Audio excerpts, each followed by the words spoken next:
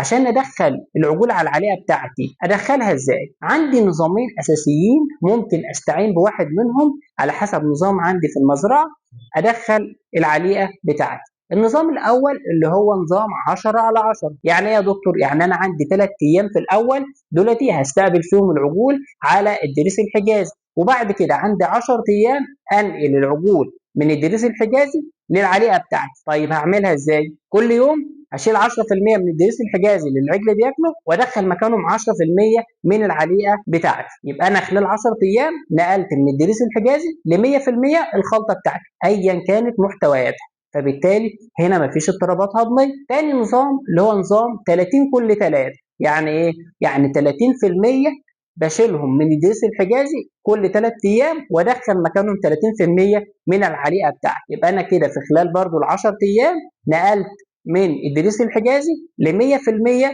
من العليقه بتاعتي.